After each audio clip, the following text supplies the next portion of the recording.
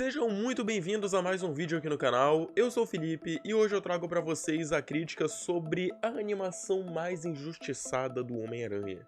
E não, eu não tô falando de Ultimate Homem-Aranha nem de Marvel's Spider-Man, eu tô falando de Homem-Aranha Ação Sem Limites.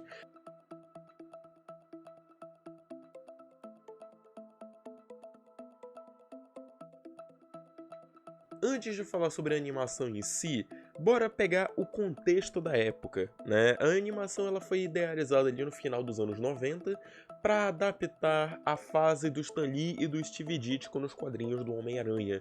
Era para ser um desenho contando a origem do personagem, só que tem um porém.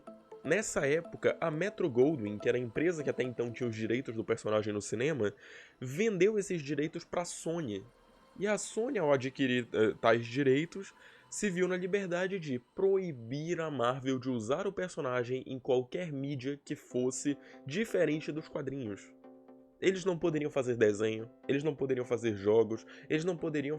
Não, jogos não, porque é uma outra jurisdição. Eles não poderiam fazer desenho, eles não poderiam fazer filme, nem outras coisas do tipo, né? Então, isso acabou limitando e muito a ideia do desenho. Eles não poderiam mais fazer uma história sobre origem, não poderiam usar personagens do núcleo do Homem-Aranha como J. Jonah Jameson, Betty Brant, Mary Jane Watson, Tia May, Gwen Stacy, Flash Thompson e vários outros personagens ali do núcleo do herói. Então, qual foi a outra solução? Vamos fazer uma animação sobre o Homem-Aranha 2099, então. Já que o personagem estava popular na época, ele era bem conhecido. Teve um problema. Nessa época, que eles finalmente chegaram nesse acordo de fazer um desenho sobre o Homem-Aranha 2099, a DC tinha lançado Batman do Futuro. Então, como que tu faz um desenho sobre uma versão futura de um herói aclamado, sendo que a concorrente já fez o mesmo e já tá tendo um baita sucesso? Surge então a terceira ideia desse desenho, que é fazer uma animação onde o Homem-Aranha vai para uma terra paralela, no caso a Contra-Terra, e encontrar um mundo em que o Tio Ben nunca morreu e o Homem-Aranha foi consumido pelo simbionte. Só que essa outra ideia também tem um problema, porque nos quadrinhos a gente já tinha visto o que acontecia quando se trazia uma versão maligna do personagem. Não dá certo. A gente viu isso em Saga do Clone. Então, mantiveram a ideia dele ir para Contra-Terra, mantiveram a ideia dos simbiontes estarem envolvidos, só que aí criou toda uma história nova, com um visual novo, com uma linha narrativa diferente. Surge então o roteiro de Homem-Aranha Ação Sem Limites, onde o Homem-Aranha vai para a Contra-Terra para tentar salvar o coronel J. Jonah Jameson, que é um astronauta, que foi levado para uma outra dimensão, para um outro planeta, e ninguém sabe como ou por que ele não voltou ainda. Ok, essa animação, ela tem seus prós e contras, né, obviamente, como toda obra, mas o problema dela é que ela não soa como uma animação do Homem-Aranha. Pelo fato da Sony não ter permitido a Marvel usar quase nada do personagem, o ideal era nem ter feito, o ideal era ter simplesmente desistido da ideia. Porque bora lá. A animação começa com o Peter com traje clássico ainda, ele ainda trabalha pro Clarim Diário, o J. Jonah Jameson tá coordenando uma missão para explorar o espaço através de um portal que inventaram para ir para outra dimensão, no caso a Contra-Terra, que foi descoberta, e lá o J. Jonah Jameson fica preso e passa cerca de 6 meses em outra dimensão sem ninguém ter nenhuma notícia dele. Então, quando finalmente fazem uma missão de resgate, o Homem-Aranha vai atrás dele, usando um traje que ele ganhou do Quarteto Fantástico, que no caso é o traje do... é a marca registrada da animação, que parece muito uma versão alternativa de traje do Homem-Aranha 2099. Porque muito provavelmente era pra ter sido, né? Mas enfim. O traje é feito de moléculas instáveis, ele é projetado justamente para proteger o Peter durante a viagem, e assim ele parte para a Contra-Terra. Chegando lá, ele descobre um mundo completamente diferente do nosso, onde o líder supremo do planeta é o Alto Evolucionário, que é um geneticista maluco, que faz experiências com vários seres ali, tornando eles híbridos de raças e coisas do tipo.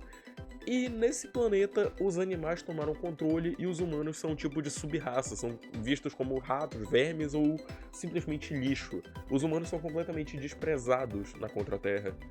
E assim, o Homem-Aranha, por ser meio homem, meio aranha, ele meio que consegue encontrar o caminho dele dentro da Contra-Terra para tentar mais ou menos alcançar o equilíbrio. Só que aí levanta uma questão, essa animação ela é muito inconstante quanto ao que o Homem-Aranha quer, porque depois que ele chega na Contra-Terra, a história desanda completamente. O primeiro e o segundo episódios, introduzindo a Contra-Terra, introduzindo o Homem-Aranha chegando no outro planeta e descobrindo que o John Jameson tá se tornando um líder revolucionário lá naquele planeta, é ok, é tranquilo, é uma premissa vendável, faz sentido. O problema vem depois, porque a animação ela tenta emplacar vários vilões clássicos do Homem-Aranha, como o Abutre, o Duende Verde, o Kraven, como versões da Contra-Terra. E ainda por cima num plot que não casa, porque a história do Ação Sem Limites era para ser uma guerra incessante contra o Alto Evolucionário, contra os Cavaleiros Nobres do Alto Evolucionário, por exemplo, o Lord Tiger, o Sir Ham, a Lady Ratos e a Lady Ursa, que são os ursinhos carinhosos do inferno ali, são os guerreiros do Alto Evolucionário. Enfim, o foco da animação deveria ser o Homem-Aranha ajudando os revolucionários a derrotar o Alto Evolucionário e libertar a Contra-Terra da tirania dele, e encontrar um meio de paz entre os humanos e os animais evoluídos. Mas não é o que acontece, em cada episódio tem uma situação diferente, onde o Peter tá na dúvida se ele quer voltar pra casa, se ele quer voltar pra Mary Jane, se ele quer pegar a Lady Ratos, se ele quer pegar a Naoko Yamada, que é a médica que ele conheceu na Contra-Terra, se a Tia May tá com saudade, ou então se a Tia May já morreu, se a Tia May ainda liga pra ele, enfim. São tantos absurdos que tu vê nessa animação que tu pensa, pera, mas isso aqui não é o Peter Parker. Esse aqui não é o Homem-Aranha. O Peter, ele nunca que ia desistir de tudo que ele ama, de tudo que ele acredita, só porque ele encontrou um contratempo. O que a gente mais vê em Homem-Aranha Ação Sem Limites é o Homem-Aranha. Ai, quero desistir. Ai, quero voltar pra casa. Ah, não, mas tô preso aqui. Ah, mas as mulheres daqui... Oi, linda, solteira? Não faz o menor sentido, cara. É o mesmo problema que aparecia na série de 94, do Peter na dúvida se ele fica triste porque a Mary Jane morreu, se ele quer se pegar com a Gata Negra ou se ele quer pegar a Felícia. É o que acontece na Nação Sem Limites. Eu não sei se é por causa do Will Magniotti ou se é por causa do Avi Arad que o Peter dessa animação ele é tão instável. Mas uma coisa é certa, esse personagem ele não parece o Peter Parker em absolutamente nada. A construção da animação ela é muito falha em tentar estabelecer uma narrativa cronológica, porque todos os personagens parecem que lembram na hora que eles estavam ali antes. Tipo, cada episódio parece que lembra, né, a gente já tava aqui antes, então não faz sentido eu trazer esse personagem do ponto A pro ponto B. Por exemplo, o John Jameson, ele não confiava no Homem-Aranha, aí depois ele passa a confiar. Depois ele não confia de novo, depois ele volta a confiar. Depois ele esquece que estava confiando, e aí depois volta a confiar. E fica nisso a animação inteira. E acaba que o plot da animação não é tão complexo, é um negócio bem raso, pra ser sincero. Só que a animação é recheada desses momentinhos assim, onde o Homem-Aranha interage com uma pessoa da Contra-Terra, depois fica com saudade. Depois interage com outra pessoa, depois fica com saudade. E assim vai. E ao longo de 3 episódios a gente não vê nenhum progresso real. Aí, por algum motivo, inventaram que ele tinha que arranjar um emprego na Contra-Terra só pra poder meter um núcleo urbano no personagem.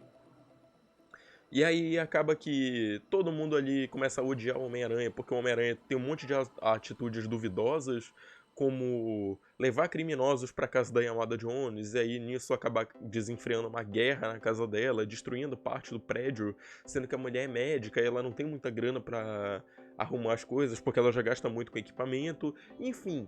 Tem várias atitudes questionáveis no Homem-Aranha durante toda a animação. Ele ajuda algumas pessoas pra depois prejudicar a vida de todo mundo de novo. A única vez que parece que a animação sabe o que tá fazendo de fato é na reta final, que eles lembram, a premissa disso daqui é que eles estão numa guerra. E aí, faltando 2 episódios pra acabar, essa guerra começa a estourar e a animação foi cancelada. Obviamente. Porque ela não prende atenção, ela não é chamativa. A história, ela pode muito bem ser interessante, mas a forma como ela é executada não é. Então acaba que o grande público largou mão dessa animação e tá aí o resultado, né? Homem-Aranha Ação Sem Limites é um elefante branco na mitologia do personagem. Porque até a série de 2003, que é aquela animação 3D, ainda tinha mais fãs, ainda era mais querida do que Ação Sem Limites. Mas assim, isso é minha opinião pessoal. O que vocês acham de Homem-Aranha Sem Limites? Deixa aí nos comentários, bora trocar uma ideia. Ela pode não ser minha animação favorita, mas você pode gostar bastante, então bora discutir aí nos comentários, né? Se você gostou desse vídeo, por favor, não esqueça de deixar o like, de se inscrever no canal se você ainda não for inscrito, compartilha com os amigos também, que me ajuda demais. E é isso, vejo vocês ainda essa semana, até a próxima e tchau!